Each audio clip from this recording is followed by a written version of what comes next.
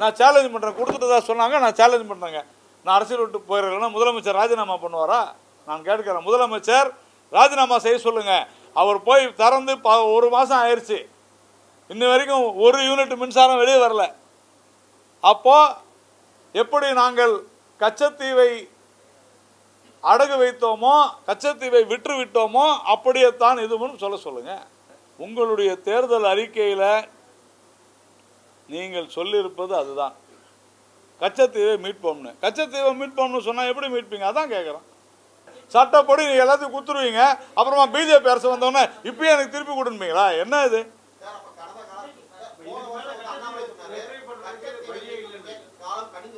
ஆமாம், அதற்கு உண்டான வழிமுறைகளை நாம் செய்வோம், பேசுவோம், சொல்லியிருக்கிறோம். இல்லை நீங்கள் தவறாக சொல்கிறீங்க. இல்லை நீங்கள் உரிமைகளை இழந்ததை பற்றிலாம் பேசலை, நீங்கள் உரிமைகளை விட்டுறது குறித்து பேசிக்கிட்டு இருக்கிறோம். அடகு வச்சதை பற்றி பேசுகிறோம். தாராளமாக சொல்லுமே, நாங்கள் சொல்லிக்கிட்டு தான் இருக்கிறோம். இன்னும் வரல சார். இதை பாருங்க, நான் சொல்கிறது தேர்தல் அறிக்கை வந்துருச்சா? பாஜக தேர்தல் அறிக்கை வந்துருச்சா? பார்த்தீங்களா நீங்கள்? தேர்தல் அறிக்கை வந்துருச்சா? அப்புறமா வந்த பிறகு சொல்லுங்க, கேளுங்க. இன்னைக்கு நான் பார்க்கல எந்த பத்திரிகையிலையும் திமுக துரோகம் செய்தது, தமிழர்கள் முதுகில் குத்தியது நீங்கள் எழுதிருக்கணுமா வேணாமா? நாங்கள் ஆதாரப்பூர்வமாக வெளியிடுறோம் சார். இந்திய அரசாங்கம் கொடுத்திருக்கக்கூடிய தகவல் உரிமை சட்டத்தின்படி நாங்கள் கொடுத்துருக்குறோம் சார். வித் ஃபுல் ப்ரூஃப் கொடுத்துருக்குறோம் உங்களுக்கு. இதுவரையிலும் கச்சத்தீவு விவகாரத்தில் இப்படிப்பட்ட ஆதாரத்தோடு இந்திய அரசாங்கத்தினுடைய ஆவணங்கள் வெளிவந்தது இல்லை. ஆனால் இன்னைக்கு தமிழ்நாட்டினுடைய ஊடகங்களில் வரலன்றது தான் சார் ரொம்ப சோகமான உண்மை. நாங்கள் தான் காரணம். இந்திய மீனவர்களுடைய, தமிழக மீனவர்களுடைய துயரங்களுக்கு காரணம் திமுகவும் காங்கிரசும் என்று நீங்கள் மன்னிப்பு கேளுங்கள். மண்டியிட்டு தமிழ்நாட்டு மக்களிடம் மன்னிப்பு கேளுங்கள். நாங்கள் என்ன செய்கிறோன்றதை நாங்கள் பார்த்துக்கிறோம், கண்டிப்பாக உங்கள்கிட்ட சொல்லுவோம். 10 வருடங்களாக கும்பகர்ண தூக்கத்தில் இருந்தீங்களா அப்படின்னு கேட்டிருக்காரு. 50 வருடங்களுக்கு முன்னால திருதராஷ்டிரனை போல உங்களுடைய தந்தை எப்படி பாண்டவர்களை ஏமாற்றி நிலத்தை பிடுங்கினார்களோ அப்படி தமிழர்களை ஏமாற்றி தமிழர்களுக்கு துரோகம் செய்து தமிழர்களுடைய முதுகிலை குத்தி கச்சத்தீவை இலங்கைக்கு கொண்டு போய் வைத்து விட்டாரே, அந்த திருதராஷ்டிரன் அவருடைய மகன் துரியோதனன் ஸ்டாலின் அவர்களும் நாங்கள் கேட்கிறோம், நீங்கள் என்ன செய்தீர்கள் தமிழ்நாட்டுக்கு? அவங்க எழுந்து வரும்போதெல்லாம் எல்லாரும் எழுந்து இது ஒரு நான் என்ன சொல்கிறேன், கனிமொழியெல்லாம் அவங்க ஒரு பாராளுமன்ற உறுப்பினர், கொஞ்சமாவது நான் உண்மையிலேயே அது எப்படி நான் சொன்னால் அது தப்பாக, அதை தலைப்பு செய்தியாக போட்டுருவீங்க. நான் அதை வேணான்னு தான் நான் சொல்லாது இருக்கிறேன். கண்ணியமும் வேண்டும், கவனமும் வேண்டும். தேர்தல் போது இடி போகக்கூடாது, தேர்தல் போது இன்கம் டேக்ஸ் போகக்கூடாது, தேர்தல் போது சிபிஐ போகக்கூடாதுன்னா எல்லாத்துக்கும் போட்டு லீவ் அனுப்பிச்சிடலாம். எதுவுமே வேணாம். இல்லை எதுவுமே வேணான்றேன், எதுவுமே வேணாம். எவன் வேணா கொள்ளையடிக்கிட்டோம், யார் வேணாலும் சவுத்து குரூப் வச்சுக்கிட்டு பல கோடி ரூபாய் பாலிசி கொண்டு வரட்டும், மது கொள்கை எடுத்துகிட்டு வரட்டும், யார் வேணுமானாலும் மணல் கொள்ளையை அள்ளட்டும், யாரும் எதுவும் கேட்கக்கூடாது. நம்ம ஊரில் ஒருத்தர் இருக்கார் பாருங்க, கரூர்காரர், நேற்று சொல்கிறார் முதலமைச்சர், அவர் இங்கு இல்லை என்று சொன்னாலும் கூட அவரை என்ன நல்ல வார்த்தை, நான் கூட ட்வீட் கூட போட்டிருந்தேன், அவரால் அவ்வளவு பலனா. என்ன பலன்? இதே ஸ்டாலின் சொன்னார் சார், அவர் ஒரு நில அபகரிப்பாளர், மோசடி பேர் வழி, ஆள்கடத்தல் பேர் வழி, ஆள்கடத்தல் பேர் வழியும் மோசடி செய்பவரையும் நிலக்கடத்தல் பண்றவரையும் அமைச்சராக்கி இன்னைக்கு அவர் ஜெயிலில் இருக்கும்போது அவரை புகழ்ந்து பேசக்கூடிய ஒரு பெரும் மனது படைத்தவர் நம்முடைய முதலமைச்சர். தேர்தல் காலத்தில் அனைத்து பத்திரிகை நண்பர்களும் ரொம்ப வேகமாக, அதே சமயத்தில் சுறுசுறுப்பாக இந்த வெயில் அலைஞ்சிட்டு இருக்கிறீங்க. தேர்தல் களம் சூடுபிடித்து கொண்டிருக்கிறது என்று எனக்கு தெரியும். இருந்தாலும் தொடர்ந்து திராவிட முன்னேற்ற கழகம் மற்றும் காங்கிரஸ் 50 வருடங்களாக ஒரு பச்சை பொய்யை, ஒரு மிகப்பெரிய துரோகத்தை, தமிழர்களின் முதுகில் குத்திய ஒரு வரலாற்றை அரங்கேற்றியது இன்றைக்கு வெளிச்சத்திற்கு வந்திருக்கிறது. நேற்றைய தினம் நாம் பார்த்தோம், நம்முடைய மாநில தலைவர் திரு அண்ணாமலை அவர்கள் தகவல் அறியும் உரிமை சட்டத்தில் பெற்ற ஒரு மிகப்பெரிய ஆவணம். அதே போல நம்முடைய பாரத பிரதமர் திரு நரேந்திர மோடி அவர்கள் கச்சத்தீவு குறித்து அவர் செய்த ட்வீட், இன்றைக்கு காலையில் நம்முடைய வெளியுறவுத்துறை அமைச்சர் திரு ஜெய்சங்கர் அவர்களுடைய பத்திரிகையாளர் சந்திப்பு, இவையெல்லாம் கடந்த 50 வருடங்களாக திராவிட முன்னேற்ற கழகம் மற்றும் காங்கிரஸ் கூட்டு சதி செய்து கச்சத்தீவை இலங்கைக்கு தாரை வார்த்து அதன் மூலம் சொல்லனா துயரத்தை நம்முடைய தமிழக மீனவர்களுக்கு 50 வருடங்களாக இழைத்து கொண்டிருப்பதோடு, ஏற்கனவே இருக்கக்கூடிய அந்த வெந்த புண்ணிலே வேலை பாய்ச்சுவது போல ஒவ்வொரு தேர்தலின் போதும் கச்சத்தீவை மீட்போம் என்றெல்லாம் பொய் சொல்லி ஏமாற்றி மோசடி செய்து முறைகேடுகளிலே ஈடுபட்டு கொண்டு வருவது மிக தெளிவாக இன்றைக்கு வெட்ட வெளிச்சமாகி இருக்கிறது. எத்தனை காலம்தான் பொறுக்க முடியும் இந்த நாட்டில் அப்படின்ற கணக்கில் 50 வருடங்களாக சொல்லி கொண்டிருந்த பொய் இன்று நிரூபணமாயிருக்கிறது. இவர்கள் மிகப்பெரிய பொய்யர்கள் அப்படின்னு 1960களின் முதலே ஜவஹர்லால் நேரு அவர்கள் பிரதமராக இருந்த பொழுதே இந்த கச்சத்தீவு விவகாரத்தை இட் இஸ் அ நான்சென்ஸ் அப்படின்னு சொல்லியிருக்கிறார். இதை எவ்வளவு சீக்கிரம் இந்த கச்சத்தீவை இலங்கைக்கு கொடுக்க முடியுமோ அப்படி கொடுத்து விட வேண்டும் என்று சொல்லியிருக்கிறார். தந்தை சொல் தட்டாமல் அவருடைய மகள் இந்திரா காந்தி அவர்கள் 1974 ஒப்பந்தம் போட்டு கொடுத்திருப்பதோடு, அந்த 1974 இங்கு முதலமைச்சராக இருந்த திராவிட முன்னேற்ற கழகத்தினுடைய தலைவர் திரு கருணாநிதி அவர்களுடைய ஒப்புதலோடு கொஞ்சம் கூட எப்படி காவிரி விவகாரத்தில் அணை கட்டுவதற்கு யாருக்கும் தெரியாமல் தடையில்லா சான்று கொடுத்து காவிரியை தடுத்தார்களோ தமிழகத்திற்கு வருவதற்கு, அதுபோல நம்முடைய கச்சத்தீவை இலங்கைக்கு தாரை வார்த்து கொடுப்பதில் மிகப்பெரிய பங்காற்றி இருக்கிறார்கள் திரு கருணாநிதி, திராவிட முன்னேற்ற கழகத்தை சேர்ந்தவர்கள். ஆனால் அதையெல்லாம் இல்லாதது போல, ஒன்றுமே தெரியாதது போல திரு மு.க. ஸ்டாலின் அவர்கள் ஏதோ கச்சத்தீவை இவர் போரெடுத்து சென்று மீட்டு வந்து விடுவது போலெல்லாம் பேசிக்கொண்டிருப்பது ஒரு மிகப்பெரிய கதையாகி கொண்டிருக்கிறது. இன்றைக்கு அது வெட்ட வெளிச்சத்திற்கு வந்திருக்கிறது. திமுக செய்த தமிழகத்திற்கு செய்த மிகப்பெரிய துரோகம், தமிழர்களுக்கு செய்த மிகப்பெரிய துரோகம், தமிழக மக்களை முதுகில் குத்திய திராவிட முன்னேற்ற கழகத்தினுடைய நீண்ட வரலாறு 50 வருடங்களுக்கு முன்னே துவங்கி இருக்கிறது என்பதை சொல்லத்தான் நாம் இதை வெளிப்படுத்துகிறோம். தொடர்ந்து மக்களிடையே ஜாதி ரீதியாக, மத ரீதியாக, மொழி ரீதியாக மக்களை தூண்டிவிட்டு கொண்டு, மக்களினுடைய உணர்வுகளை தூண்டிவிட்டு கொண்டு தமிழகத்திலே மக்களை பதட்டத்திலேயே வைக்க வேண்டும் என்ற முடிவோடு இருக்கிறார் திரு ஸ்டாலின் அவர்கள். அதற்கு அச்சாரம் போட்டது எப்பொழுதென்றால், எப்பொழுதெல்லாம் இவர்கள் காங்கிரஸோடு கூட்டணியில் இருந்திருக்கிறார்களோ அப்போதெல்லாம் தமிழகத்திற்கு, தமிழ்நாட்டிற்கு, தமிழர்களுக்கு துரோகம் செய்து கொண்டிருந்திருக்கிறது திமுக என்பதற்கான மிக முக்கியமான ஆவணம் தான் திரு அண்ணாமலை அவர்கள் வெளியிட்ட ஆவணம். அதில் திரு கருணாநிதி அவர்கள் எவ்வளவு அலட்சியமாக இருந்திருக்கிறார். இது ராமநாதபுரத்து ராஜா அவர்களுடைய சொத்து, அதன் பிறகு ஜமீன்தாரி முறை அழிக்கப்பட்டு சென்னை மாகாணத்திற்கு அது வந்திருக்கிறது, அதன் பிறகு தமிழக அரசிற்கு வந்திருக்கிறது என்றெல்லாம் தெரிந்தும் தமிழக அரசு ஆவணங்களை எதுவுமே கொடுக்கவில்லை என்பதை அன்றைய வெளியுறவுத்துறை செயலாளர் கூறியிருப்பது மிக தெளிவாக இருக்கிறது.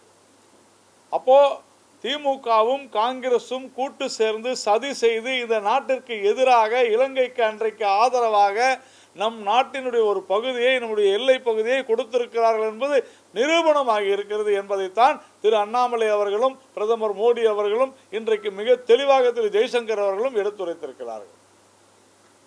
இந்த துரோகம் திமுகவினுடைய துரோக வரலாறு 50 ஆண்டுகளுக்கு முன்பாக துவங்கி இருக்கிறது.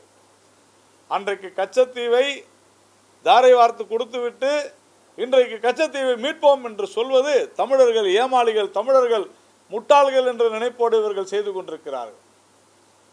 தெளிவாக சொல்கிறார் திரு ஜெய்சங்கர் அவர்கள். எப்படியெல்லாம் இவர்கள் கொடுத்தார்கள் பல முறை நான் கடிதம் எழுதுகிறேன். இதுவரைக்கும் ஒரு கடிதமாவது திரு மு.க. ஸ்டாலின் வெளியிட்டாரா திரு ஜெய்சங்கர் அவர்கள் எழுதிய பதில் கடிதத்தை என்றால் கிடையாது.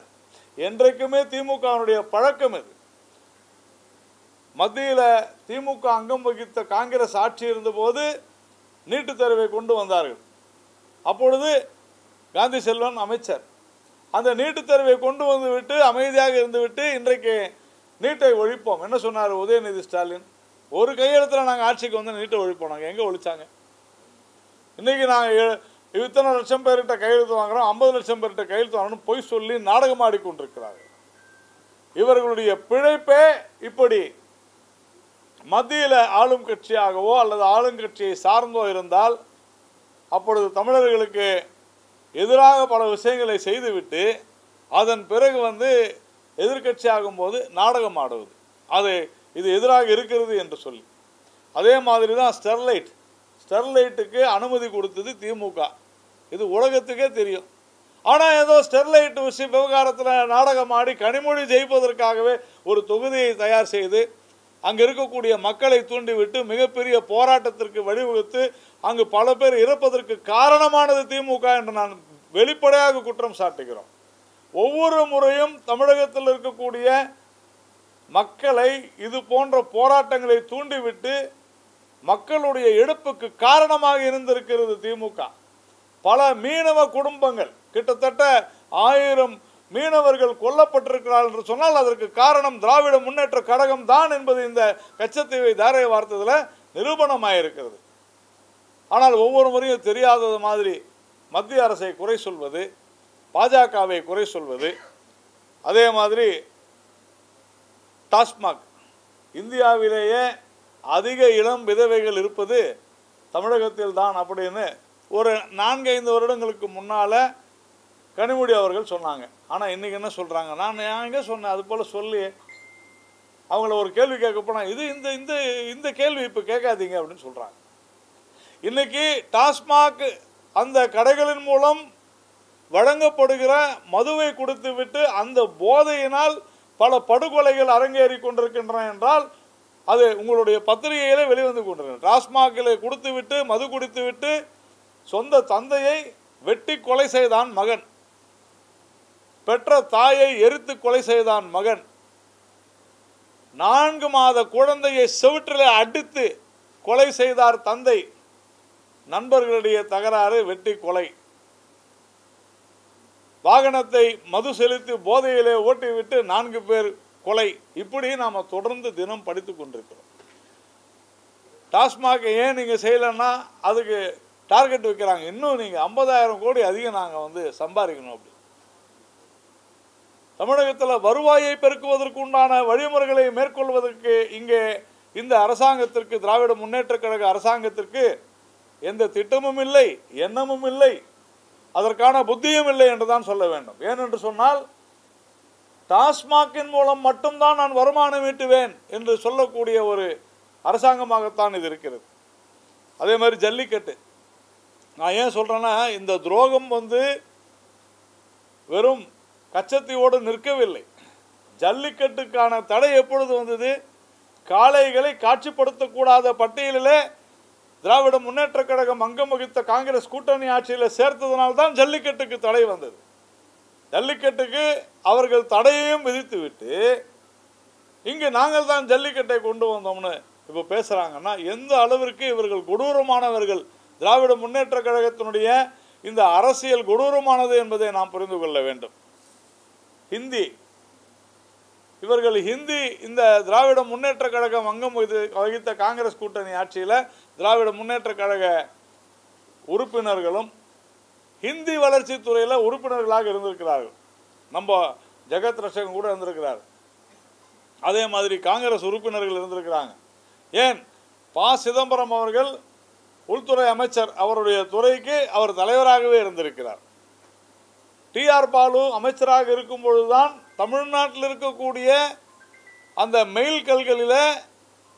தமிழ்நாட்டில் இருக்கக்கூடிய மெயில்கல்களில் ஹிந்தியில் எழுதணுன்ற உத்தரவை போட்டது பாலு அமைச்சராக, போக்குவரத்து துறை அமைச்சராக இருக்கும் பொழுதுதான்.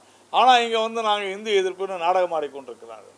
ஆளும் கட்சியாக இருக்கும் பொழுது ஒன்று சொல்வது, எதிர்கட்சியாக இருக்கும்போது ஒன்று செய்வது என்பது இவர்களுடைய வேலை. அதே மாதிரி 2006 திமுக அங்கம் வகித்த காங்கிரஸ் கூட்டணி ஆட்சியில் ஏன் கம்யூனிஸ்ட் இருந்தபோது ராஜசேகரன் ஒரு எம்எல்ஏ, ப. சிதம்பரம் அங்கே எம்பி, ஆர். ராசா மந்திரி, எல்லாம் உங்களுக்கு தெரிஞ்சிருக்கும். நெடுவாசல் அதற்கு அனுமதி கொடுத்தது யார்? ஹைட்ரோ கார்பனுக்கு திமுக, கம்யூனிஸ்ட், காங்கிரஸ் கூட்டணி. அந்த நெடுவாசல்ல அனுமதியை கொடுத்து என்ன இருக்குதா இல்லை கேட்டால் நாங்கள் அனுமதி இருக்குதா இல்லைன்னு பார்க்கறது தான் அனுமதி. எதுக்கு நீ அனுமதி கொடுக்குற? இருந்தால் எடுக்கணும்னு சொல்கிறதுக்கு தான் அனுமதி. அப்போ அதற்கு அனுமதி கொடுத்து விட்டு அதன் பிறகு போராட்டக்காரர்களை தூண்டிவிட்டு மிகப்பெரிய கலவரம். நாங்கள் இதை அனுமதிக்க மாட்டோம். மிகப்பெரிய மோசடி. தொடர்ந்து ஆளும் கட்சியாக இருக்கும் பொழுது அவர்கள் செய்வதையெல்லாம் எதிர்கட்சியாக எதிர்ப்பது. பால் விலை என்ன சொன்னாங்க? பால் விலைக்கு எவ்வளவெல்லாம் போராட்டம் பண்ணாங்க. ஆனால் பாலில் ஆவின்ல ஊழல், அந்த ஊழலை தட்டி கேட்டது எங்களுடைய மாநில தலைவர் அண்ணாமலை அவர்கள். பயந்தாங்க. ஆனாலும் பால் விலையை உயர்த்தி இன்னைக்கு ஒவ்வொரு மாதமும் ஒரு பாலிசி. நான் நேரடியாகவே அமைச்சரிடம் பேசினேன், சம்பந்தப்பட்ட துறை அமைச்சரிடம் நான் பேசினேன், மனோஜ் தங்கராஜ் அவர்களிடம். என்னங்க இது, ஒவ்வொரு மாதமும் வாடிக்கையாளர் நேரில் வந்து பதிவு செய்யணும்னு சொல்கிறாங்கன்னா அதெல்லாம் இல்லைங்க, அது மாதிரிலாம் சொல்லவே இல்லை. நானே நேரடியாக 3 முறை செல்ல வேண்டியிருந்துச்சு. அந்த அளவிற்கு குளறுபடி பால் விலையில் மிக அதிகமாக உயர்த்தி இருக்கிறார்கள். பால் அந்த அளவையும் குறைத்திருக்கிறார்கள். அதே போல கல்வி கடன், நாங்கள் ஆட்சிக்கு வந்தால் கல்வி கடனை ரத்து செய்வோம்னு சொன்னாங்க. இது வரைக்கும் செஞ்சாங்களா? ரொம்ப சிம்பிளுங்க. கல்வி கடனை ரத்தெல்லாம் செய்ய முடியாது. என்ன செய்யலாம்னா அரசாங்கம் அந்த கல்வி கடன் யார் வாங்கியிருக்கிறாங்களோ அவங்க பேரில் பணத்தை வந்து பேங்க்கில் போட்டுருவாங்க. மாநில அரசு, அதாவது மாநில அரசுக்கு பொதுத்துறை வங்கிகளில் வாங்கின கடனை ரத்து செய்ய அதிகாரம் இருக்குதா? கிடையாது. ஆனால் இவங்க வந்து வாக்குறுதி கொடுக்குறாங்க, நாங்கள் ஆட்சிக்கு வந்தால் கடனை ரத்து செய்ய. எப்படி கடன் ரத்து செய்வீங்க? சரி, அந்த பணத்தை நாங்கள் செலுத்துருவோம் அப்படின்னு சொன்னாங்க. ஏன் செலுத்தலை? 3 வருடங்கள் ஆகிவிட்டது. ஏன் செலுத்தவில்லை? இப்போ திருப்பியும் மறுபடியும் இந்த தேர்தல் அறிக்கையில் நாங்கள் ஆட்சிக்கு வந்தால் கல்வி கடனை ரத்து செய்வோம். எப்படி செய்வீங்க? 100 ரூபாய் குறைப்போம்னு சொன்னாங்க எல்பிஜிக்கு. ஆனால் நாங்கள் 400 ரூபாய் குறைச்சிட்டோம். பெட்ரோல் 5 ரூபாய் கம்மி பண்ணுறேன்னு சொன்னாங்க. ஆனால் நாங்கள் கிட்டத்தட்ட 30 ரூபாய் குறைச்சிட்டோம். இன்னைக்கு உத்தரப்பிரதேசத்தில் சென்னையை விட 10 ரூபாய் குறைவு பெட்ரோல். ஏன்? அங்கே இருக்கக்கூடிய மாநில அரசு தன்னுடைய வரியை குறைத்திருக்கிறது. ஆனால் தமிழ்நாட்டில் குறைக்கல. தயவு செஞ்சு இதெல்லாம் கேட்கணும். நம்ம உத்தரப்பிரதேசத்தில் அவ்வளவு பெரிய மாநிலத்தில் பெட்ரோல் விலை குறைவாக இருக்கும் பொழுது தமிழகத்தில் ஏன் அதிகமாக இருக்க வேண்டும்? இது எவ்வளவு பெரிய மோசடி இது. அதே போல போதைப் பொருள் இன்றளவு நேற்று பாருங்க அவ்வளவு பேசினார் டைரக்டர் அமீர். இன்னும் நிறைய பேர் மாட்டுவாங்க. இன்னும் நிறைய பேர் லைனில் வந்துக்கிட்டு தான் இருப்பாங்க. உடனே கேட்குறாங்க என்னன்னு, அமலாக்கத்துறை, வருமான வரித்துறை, சிபிஐ இதையெல்லாம் வச்சு எங்களை மிரட்டுறாங்க. உங்களை யாருங்க மிரட்ட போகிறோம்? இப்போ நாமெல்லாம் உட்காந்துருக்குறோம். நம்ம வீட்டுக்கு என்ன வருமான வரித்துறையும் அமலாக்கத்துறையும் சிபிஐ வருதா என்ன? நாமளும் ஒரு அங்கம் தானே. யார் வரி ஏய்ப்பு செய்கிறார்களோ அவர்கள் வீட்டுக்கு வருமான வரித்துறை செல்லும். யார் மோசடி செய்கிறார்களோ அவர்கள் வீட்டுக்கு சிபிஐ செல்லும். யார் சட்டவிரோத பணப்பரிமாற்றம் செய்கிறார்களோ அவர்கள் வீட்டுக்கு அமலாக்கத்துறை செல்லுங்க. அமலாக்கத்துறைக்கும் சிபிஐக்கும் வருமான வரிக்கும் தேர்தல் காலம், சனிக்கிழமை ஞாயிற்றுக்கிழமை லீவு, இதெல்லாம் கிடையாது. தன்னாட்சி பெற்ற நிறுவனங்கள் அவை. அரசாங்கமாக அவை நீங்கள் இது செய்ய வேண்டும் செய்யக்கூடாது என்று சொல்ல முடியாது. 365 நாட்களும் அவர்களுக்கு அதிகாரம் இருக்கிறது. 9 முறை அரவிந்த் கெஜ்ரிவாலுக்கு 9 முறை சம்மன் அனுப்பியும் நேரில் ஆஜராகாதவர் முதலமைச்சர். என்ன 2 கொம்பு முளைச்சிருக்குதா என்ன? கிடையாது.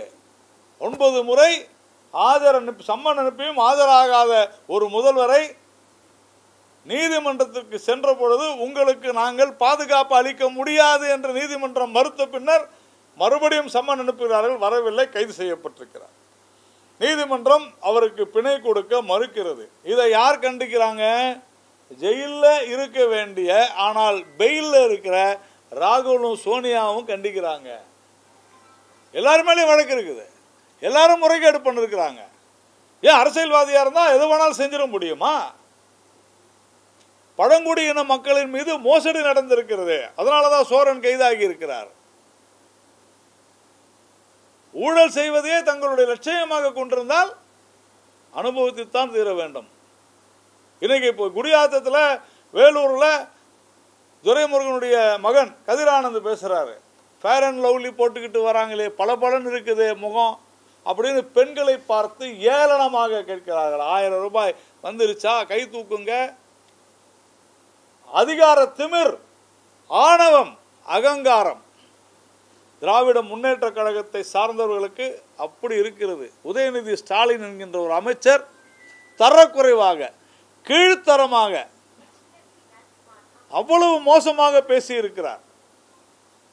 நாம் இதை புரிந்து கொள்ள வேண்டும். இதே போல இன்றைக்கு இப்பொழுது நம்முடைய முதலமைச்சர் திரு ஸ்டாலின் அவர்கள் ஒரு மணி நேரத்துக்கு முன்பாக ஒரு கேள்வியை எழுப்பியிருக்கிறார். நீங்க ட்விட்டரில் பார்த்திருக்கலாம். 3 விஷயம் கேட்டிருக்கிறார்.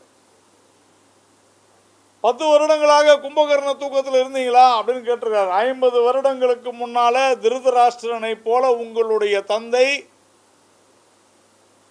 எப்படி பாண்டவர்களை ஏமாற்றி நிலத்தை பிடுங்கினார்களோ அப்படி தமிழர்களை ஏமாற்றி தமிழர்களுக்கு துரோகம் செய்து தமிழர்களுடைய முதுகிலை குத்தி கச்சத்தீவை இலங்கைக்கு கொண்டு போய் வைத்து விட்டாரே, அந்த திருதராஷ்டிரன் அவருடைய மகன் துரியோதனன் ஸ்டாலின் அவர்களும் நாங்கள் கேட்கிறோம், நீங்கள் என்ன செய்தீர்கள் தமிழ்நாட்டுக்கு? சார், இன்னைக்கு கிட்டத்தட்ட 47% இந்த நாட்டில் 5 மாநிலங்களில் தாங்க உற்பத்தி இருக்குது. ஏன்? ஒரு நாடு என்று சொன்னால் அதனுடைய இயற்கை வளங்கள் தான் இன்ஃப்ராஸ்ட்ரக்சர், கட்டமைப்பு. எங்கெல்லாம் கடல் இருக்கிறதோ அங்கு கட்டமைப்பு பெருகும். எங்கெல்லாம் கடல் இருக்கிறதோ அங்கெல்லாம் கட்டமைப்பு பெருகும். இதான் உண்மை. அப்போ தமிழ்நாடு, மகாராஷ்டிரா, குஜராத்து, ஒடிசா போன்ற மாநிலங்களில் தான் அதிகமான கட்டமைப்புகள் வரும். ஒரு குடும்பத்தில் நான் தான் சம்பாதிக்கிறேன், என் பையனுக்கு நான் 10 கிராம் தான் சோறு கொடுப்பேன், நான் 100 கிராம் சாப்பிட்டேன்னு எந்த அப்பாவாவது சொல்லுவாங்களா? எந்த அம்மாவாவது சொல்லுவாங்களா? நான் தான் சமையல் செய்கிறேன் அதனால் எனக்கு தான் அதிகம் சொல்ல முடியுமா? அதாவது பொருளாதாரம் என்றால் என்ன, ஒரு நாடு என்றால் என்ன, ஒரு குடும்பம் என்றால் என்ன அப்படின்னு தெரியாதவங்க தான் இந்த கேள்வியை கேட்பாங்க. ஆனால் குடும்ப ஆட்சி நடத்தி கொண்டிருக்கிறார்கள், வாரிசு அரசியலை நடத்தி கொண்டிருக்கிறார்கள். இதுதான் மு.க. ஸ்டாலின் அவர்களுக்கு நம்முடைய பதில். 1 ரூபாய் கொடுத்தா 29 காசு வருது. உற்பத்தி மாநிலங்கள்னு சொன்னால் அதிகமான கட்டமைப்பு இங்கே பெருகும். இங்கே ஏன் இவ்வளவு துறைமுகங்கள் பலமாக இருக்குது? ஏன் தூத்துக்குடி துறைமுகத்தை நாம் பலப்படுத்தி வருகிறோம்? எதற்காக எண்ணூர் துறைமுகத்தை பலப்படுத்தி வருகிறோம்? ஏன் ஏர்போர்ட்ஸ் அதிகம் வருது? ஏன் இங்கே 500 கிலோமீட்டருக்கு மேலே அதிகமாக இந்த 10 வருடங்களில் தேசிய நெடுஞ்சாலை அமைத்திருக்கிறார்கள்? ஏன் இங்கே லாஜிஸ்டிக்ஸ் பார்க்க வருதுன்னு சொன்னால் இங்கே கடல் இருக்குது, ஏற்றுமதி அதிகமாக இருக்கும். மகாராஷ்டிரா, கர்நாடகா, தமிழ்நாடு, குஜராத்தில் வரும். 2.8% தான் வடகிழக்கு மாநிலங்களுடைய உற்பத்தி. அதனால 2.8% கொடுத்தா போதுன்னு சொல்ல முடியுமா? அந்த மாநிலங்கள் இருக்கிறவங்களாம் ஏழைகளாகவே இருக்க வேண்டுமா? அப்படி கிடையாது. பகிர்ந்து உண்ணுதல்னு தமிழில் தாங்க சொல்லியிருக்கிறாங்க. கோயம்புத்தூர் அதிகமாக சம்பாதிக்கும், வருவாய் வரும் மாவட்டம். நம்ம தமிழ்நாட்டில் 5 மாவட்டம் வருவாய் அதிகமாக. முதல்ல சென்னைன்னு சொல்லுவாங்க, இல்லை, முதல்ல திருவள்ளூர், காஞ்சிபுரம், சென்னை, கோயம்புத்தூர். நான் என்ன கேட்குறேன், இப்போ ராமநாதபுரத்துக்கு நீங்கள் எதுவுமே செய்ய முடியாது, கூடாதுன்னு சொல்லலாமா? சென்னையில் இருக்கக்கூடிய வசதிகள் வேறு எங்குமே இல்லை. சென்னையை விட நாங்கள் தான் அதிகம் சம்பாதிக்கிறோம்ட்டு திருவள்ளூர், காஞ்சிபுரம் பேச ஆரம்பித்தா என்ன ஆகும்? இது ஒரு சாதாரண பொருளாதாரம் கூட தெரியாத ஒரு முதலமைச்சர் பதவியில் உட்கார்ந்து கொண்டிருக்கிறார் என்று சொன்னால் இதில் ட்வீட் வர போடுறார். 50 வருடங்களுக்கு முன்னால் நாங்கள் துரோகம் இழைத்து விட்டோம், எங்கள் தந்தை துரோகம் இழைத்து விட்டார் தமிழகத்துக்கு என்று சொல்லி இன்றைக்கு அந்த பதவியிலிருந்து, முதலமைச்சர் பதவியிலிருந்து ராஜினாமா செய்திருக்க வேண்டிய முதலமைச்சர் கும்பகர்ண தூக்கம்னு பேசுவது என்பது உண்மையிலேயே வருந்தத்தக்கது. அவர் இன்னொரு இதுவும் கேட்டிருக்கிறாரு, என்ன சிறப்பு திட்டம் செஞ்சிருக்கிறீங்கன்ட்டு. நான் ஏற்கனவே சொன்னேன், தூத்துக்குடி துறைமுகமும் சென்னையினுடைய துறைமுகமும் இந்த அளவிற்கு பெருகவில்லை என்று சொன்னால் இதுக்கெல்லாம் காரணம் மத்திய அரசு தான். இன்னைக்கு 6 லட்சம் கோடி சார், உண்மையிலே சொல்றேன், கொஞ்சம் கூட வெட்கமே இல்லாமல் நாங்கள் 6 லட்சம் கோடி முதலீடை பெற்று விட்டோம்னு சொல்றாங்க. MOU வெறும் ஒரு கையெழுத்து, புரிந்துணர்வு ஒப்பந்தம் ஒன்றை மட்டும் போட்டுக்கொண்டு நாங்கள் 6 லட்சம் கோடி 8 லட்சம் கோடி 10 லட்சம் கோடி வாங்கிட்டோம்னு தற்பெருமை பேசிக்கொண்டு திரிகிறார்களே தவிர இதுவரையிலும் முதலீடுகள். சிங்கப்பூர் போனாரு, ஜப்பான் போனாரு, துபாய்க்கு போனாரு, இங்கே புரிந்துணர்வு ஒப்பந்தம் போட்டாரு, பொருளாதார மாநாடு போட்டாரு. எங்கே வந்துச்சு அப்படின்னு சொன்னால் எதுவுமே வரலன்றது தான் நிதர்சனமான உண்மை. ஆக்மி அப்படின்னு ஒரு கம்பெனியோட 2022 மே, நான் சொல்கிறது நீங்கள் வந்து நம்பவில்லை என்றால் தாராளமாக கூகுள் பண்ணி பாருங்கள். உங்கள் பத்திரிகையில் உங்கள் ஊடகத்தில் செய்தி போட்டிருப்பீங்க. 65,000 கோடி செலவில் கிரீன் அமோனியா நாங்கள் வந்து ஒரு பெரிய தொழிற்சாலை அமைக்க போகிறோம்னு. எங்கே போச்சு? 2 வருஷம் ஆச்சு. எங்கே நம்ம போச்சு? ஒரிசாவுக்கு போயிடுச்சு. அங்கே போயிடுச்சு. அங்கே நிலம் கொடுத்துட்டாங்க, வேலை ஆரம்பிச்சிட்டாங்க. அவ்வளவு போய் கடந்த 2 வாரம் முன்னால் உங்கள் எல்லா சேனல்லையும் ஒரு நியூஸ் போட்டிருப்பீங்க. வடசென்னை அலகு 3, வடசென்னை அலகு 3லிருந்து 800 மெகாவாட்டு மின்சார நிலையத்தை அனல் மின்சார நிலையத்திலிருந்து உற்பத்தி துவங்கிவிட்டது. இன்று முதல் இங்கிருந்து 800 மெகாவாட்டு உற்பத்தி வரும். உங்களுடைய பத்திரிகையில் வந்துச்சா இல்லையா? எல்லாரும் ரிப்போர்ட் பண்ணீங்கல்ல. தயவு செஞ்சு ஊடக நண்பர்களும் ஒரே ஒரு வேண்டுகோள் மட்டும் விடுக்கிறேன். அங்கே போய் பாருங்க, ஒரே ஒரு யூனிட் ஆகுது அங்கிருந்து மின்சாரம் தயாரிச்சிருந்தாங்கன்னா நான் அரசியலிருந்து விலகிறேன். எவ்வளவு ஒரு மோசமான விஷயம் பாருங்க. தேர்தலுக்காக ஏதோ பெருசா திறந்துட்டோம்னு சொல்லி பொய் பேசி கொண்டிருக்கிறார்கள்.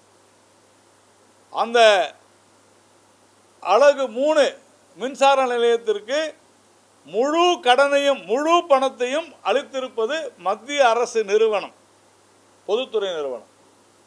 இதுவரையிலும் அந்த நிறுவனத்துக்கிட்ட கம்ப்ளீஷன் சர்டிபிகேட் கொடுக்கவே இல்லை. கொடுக்கணும் நியாயமா. போய் உங்களுக்கு சந்தேகம் இருந்தால் போய் கேளுங்க, டாஞ்சர் கோவில் போய்.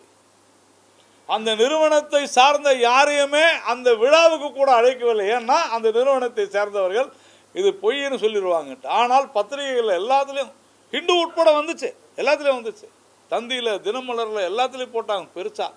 ஒரு யூனிட் கூட இது வரலையும் துவங்கவில்லை. எவ்வளவு பெரிய மோசடி இந்த அரசாங்கம் செய்து கொண்டிருக்கிறது.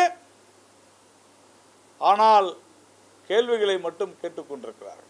இது இந்த போல கடைசியாக ஒரு கேள்வி கேட்டிருக்கிறார், தமிழ்நாட்டிற்கு என்ன செஞ்சாங்க? கோபேக் மோடி அப்படின்னு ஒரு பெரிய ஒரு ஆர்ப்பாட்டம் செஞ்சாங்க, ஞாபகம் இருக்குதா உங்களுக்கு? அது டிஃபென்ஸ் காரிடார். இந்தியாவிலே 2 மாநிலத்துக்கு தான். அந்த டிஃபென்ஸ் காரிடாரை தமிழ்நாட்டிற்கு கொண்டு வந்திருப்பது பாரதிய ஜனதா கட்சி அரசு, மோடி அவர்களுடைய அரசு. ஆனால் அந்த டிஃபென்ஸ் காரிடாருக்கு அது வந்து விட்டால் மேக் இன் இந்தியா என்ற திட்டம் மூலமாக பல நூற்றுக்கணக்கான சிறு குறு தொழில் நிறுவனங்கள் வளர்ந்து விட்டால் டாஸ்மாக் பிரச்சனை ஆகும் என்று அதற்கான ஒத்துழைப்பை கொடுக்க மறுக்கிறது தமிழக அரசு. நான் குற்றம் சாட்டுகிறேன். தூத்துக்குடி துறைமுகம் அந்த எக்ஸ்பேன்ஷன் முழுக்க மத்திய அரசினுடைய. இப்போ இங்கே தூத்துக்குடி எக்ஸ்பேண்ட் ஆச்சுன்னா என்ன ஆகும்? அதிக ஏற்றுமதி வரும், பெரிய பெரிய கப்பல்கள் வரும். இதுதான் இன்ஃப்ராஸ்ட்ரக்சர் டெவலப்மெண்ட். தேசிய நெடுஞ்சாலை கிட்டத்தட்ட 43,000 கோடி ரூபாய்க்கு தேசிய நெடுஞ்சாலைகள் மட்டும் நாம் அமைத்திருக்கிறோம். இதற்கு நான் நீங்கள் ஏவாவேலுடைய ஸ்டேட்மெண்ட்ஸை பாருங்கள். எங்களால் இந்த நெடுஞ்சாலையை போட முடியாது, தயவு செஞ்சு தேசிய நெடுஞ்சாலை எடுத்துக்கங்கன்னு ஏவாவேலு சொல்கிறாரு. ஏவாவேலு சொல்கிறாரு. இன்னைக்கு திடீர்னு சொல்கிறாங்க நாங்கள்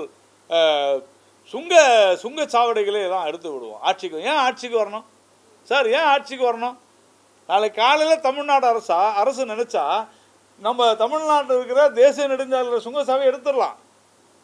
ஏன்னா அதில் ஒரு ஷரத்து இருக்குது. தேசிய நெடுஞ்சாலைகளில் ஒப்பந்தத்தில் ஷரத்து இருக்குது. அதாவது இப்போ நீங்கள் ஒரு 100 கோடி ரூபாய்க்கு கான்ட்ராக்ட் எடுத்து ரோடு போட்டுக்கிட்டு இருந்தீங்கன்னா, இதை போட்டிங்கன்னா கூட அதை வந்து ஒரு 20 வருஷம் 25 வருஷம் லீஸுக்கு எடுத்து அதில் வர பணத்தை வச்சு 100 கோடி ரூபாய் பேங்க்கில் அடைப்பாங்க. இதுதான் எப்படி நம்ம ஹவுசிங் லோன் மாதிரி தான் இது. அதில் ஒரே ஒரு ஷரத்து இருக்குது. ஒருவேளை இனிமேல் இந்த சுங்க கட்டணம் வசூலிக்க வேண்டாம் என்றால் மாநில அரசு காசு கொடுத்து அந்த கான்ட்ராக்டரை வெளியே அனுப்பிச்சிடலாம்.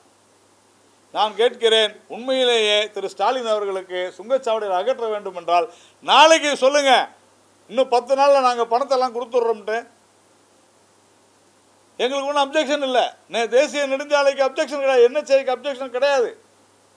அந்த ஒப்பந்தத்தில் சொல்லப்பட்ட பணத்தை மாநில அரசு கொடுத்து விடும். அப்படின்னா என்ன செய்யணும்னா, மாநில அரசுக்கு வருவாய் வேணும். மாநில அரசுக்கு வருவாய் வேணும்னா என்ன செய்யணும்னா, முதலீடு வர வேண்டும். முதலீடு வர வேண்டும் என்று சொன்னால் கட்டமைப்புகளை பெருக்க வேண்டும். கட்டமைப்புகளை பெருக்க வேண்டும் என்று சொன்னால் தேசிய அரசுக்கு மத்திய அரசுக்கு ஒத்துழைக்க வேண்டும். மத்திய அரசுக்கு ஒத்துழைத்தால்தான் வெளிநாட்டில் இருக்கக்கூடிய நிறுவனங்கள் முதலீடு செய்யும். முதலீடு செய்தால்தான் தொழில் பெருகும். தொழில் பெருகினால்தான் வேலை வாய்ப்பு பெருகும். தொழில் பெருகினால்தான் வருவாய் வரும். அப்படின்னா நான் மத்திய அரசில் ஒத்துழைக்க மாட்டேன் அப்படின்னு சொன்னீங்கன்னா டாஸ்மாகிலேயே ஓட்டிக்கிட்டு இருக்க வேண்டியதுதான். இதைத்தான் இன்றைக்கு இந்த மாநில அரசு செய்கிறது. பொய்யை சொல்லிக் கொண்டிருக்கிறது. மதவாத அரசியல் செய்து கொண்டிருக்கிறது. இந்துக்கள் மீதான போரை தொடுத்து கொண்டிருக்கிறது. ஸ்மார்ட் சிட்டிஸ், இந்தியாவிலே அதிகமான ஸ்மார்ட் சிட்டிஸு திட்டம் முதலீடு தமிழ்நாட்டில் தான். இல்லைன்னு மறுக்க முடியுமா? சென்னை பெங்களூர் எக்ஸ்பிரஸ் ஹைவே மட்டும் இல்லைங்க, சென்னை பெங்களூர் இண்டஸ்ட்ரியல் காரிடார், அது கோயம்புத்தூர் வழியா. இதெல்லாம் எதுக்கு செய்கிறாங்க? அது மட்டும் இவங்க விரைவில் இவங்க ஒத்துழைச்சாங்கன்னு சொன்னாக்கா மாநில அரசு கோயம்புத்தூரில் திருப்பூரில் இருக்கக்கூடிய சிறு குறு தொழில்கள்லாம் பெரிய அளவில் வரும். இந்த மாதிரி பல திட்டங்களை முதலமைச்சர் கேட்டார், ஏதாவது ஒன்றை சொல்ல முடியுமா? நான் ஒரு 10 திட்டம் சொல்லிட்டேன். இந்த மாதிரி 100 திட்டங்கள் சொல்லலாம். 40 லட்சம் பேர் இன்னைக்கு வந்து கேஸ் வாங்கியிருக்கிறாங்க. 40 லட்சம் குடும்பங்கள்னு சொன்னால் ஞாபகம் வச்சுங்க, 40 லட்சம் குடும்பங்கள்னு சொன்னால் ஒரு குடும்பத்துக்கு 4 பேர்னா கூட 1,60,00,000 தமிழர்கள் இன்றைக்கு கேஸ் கனெக்ஷன் வாங்கியிருக்கிறாங்க. இந்த 10 வருஷத்தில் மொத்தமே அவ்வளோ இல்லை. 10 வருஷத்துக்கு முன்னால் 4 மடங்கு அதிகமாக எரிவாயு இணைப்பை கொடுத்திருக்கிறோம். இலவச வீடுகள் கொடுக்கப்பட்டிருக்கிறது. அதுலேயும் ஊழல் செய்திருக்கிறார்கள் மாநில அரசு. இல்லைன்னு மறுக்க முடியுமா? இலவச மின்சாரம், இன்னைக்கு இலவச குழாய் மூலம் குடிநீர், இது எல்லாமே இரட்டிப்பாயிருக்கிறது. இவ்வளவு தூரம் 10 வருடங்கள் தமிழர்களுக்காக, தமிழ்நாட்டிற்காக இவ்வளவு தூரம் செஞ்ச ஒரு பிரதமரை பார்த்து நீங்க என்ன செஞ்சீங்கன்னு கேட்கிறாரு. நாங்கள் கேட்கிறோம், முதலமைச்சர் ஸ்டாலின் அவர்களே, இப்படி தமிழர்களுடைய முதுகிலே குத்தி கழுத்தை அறுத்து துரோகம் செய்திருக்கக்கூடிய திராவிட முன்னேற்ற கழகம், அதற்காக நீங்கள் வருந்தி ஒரு மன்னிப்பாவது கேட்டீர்களா? 24 மணி நேரம் ஆயிடுச்சு. எங்களுடைய மாநிலத்தில் இருக்கிற அண்ணாமலை அவர்கள் இந்த தகவல் அறியும் உரிமை சட்டத்திலிருந்து கொடுத்து மன்னிப்பு கேட்டீர்களா நீங்கள் என்றால் இல்லை. ஏன்னா உங்களுடைய அகராதியில் தமிழர்கள் ஏமாளிகள், தமிழர்கள் முட்டாள்கள் என்று நீங்கள் நினைத்து கொண்டிருக்கிறீர்கள். அதுதான் திராவிட மாடல் என்று நீங்கள் நினைத்து கொண்டிருக்கிறீர்கள் என்று நாங்கள் குற்றம் சாட்டுகிறோம். எல்லாம் கடைசியாக ஒரே ஒரு விஷயம், தேர்தல் ஆணையத்திற்கு, தேர்தல் ஆணையம்னு சொல்கிறத விட தமிழக அரசு அதிகாரிகளுக்கு, ஏன்னா எல்லாருமே தேர்தல் ஆணையத்தை குற்றம் சொல்லிட்டு போயிடுவாங்க. ஆனால் தேர்தல் ஆணையம் யாரை நம்பி செயல்படுகிறது என்று சொன்னால் தமிழக அரசு அதிகாரிகளை நம்பி தான் செயல்படுது. பறக்கும் படை, தேர்தல் அவசரம், இதெல்லாம் நம்ம வெளியே பார்க்குறோம். நீங்கள்லாம் கூட அனுபவிச்சிருப்பீங்க, நிறைய பார்த்துருப்பீங்க. சாதாரண பொதுமக்களை எந்த காரணத்தை கொண்டும் முன்னிட்டும், சார் எங்கே குறை இருக்குது, தப்பு செய்கிறவங்க தான் தண்டிக்க பண்ணணும். சும்மா கையில் ஒரு 50,000 எடுத்துகிட்டு போகிறாங்க சாதாரண மக்கள். நம்ம பார்த்தோம் ஊட்டியில், அவங்கள வந்து நிறுத்தி கையில் குழந்தையோடு நிற்கிறாங்க. பார்த்தா தெரியும் யார் நல்லவன் யார் கெட்டவன். அதனால் மக்களை முதல்ல புரிந்து கொள்ள வேண்டும். அது இல்லாமல் சாதாரண மக்களை வறுத்தெடுப்பது என்பது நியாயமல்ல. ஒரு பக்கம் சாதாரண மக்களை இன்னலுக்கு உள்ளாக்குவது, இன்னொரு பக்கம் கொள்ளையடித்து லஞ்சம் செய்து ஊழல் செய்து கஷ்டப்பட்டு அமலாக்கத்துறையும் சிபிஐயும் சிறையில் அடைச்சா அதுக்காக டெல்லியில் போய் ஒப்பாரி வைக்கிறது, இதைத்தான் இவர்கள் செய்து கொண்டிருக்கிறார்கள்.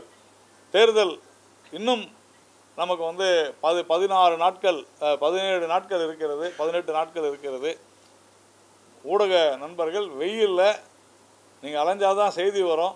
ஆனாலும் நாம் அனைவருமே நம்முடைய பாதுகாப்பை, உடல்நலத்தை பேணி காத்து சிறப்பான முறையில் அனைத்து அரசியல் கட்சிகளும் எல்லோருக்கும் ஒத்துழைப்பு கொடுத்து மக்களுக்கு எந்த விதமான சிரமம் இல்லாமல் இந்த தேர்தல் நடக்க வேண்டும்.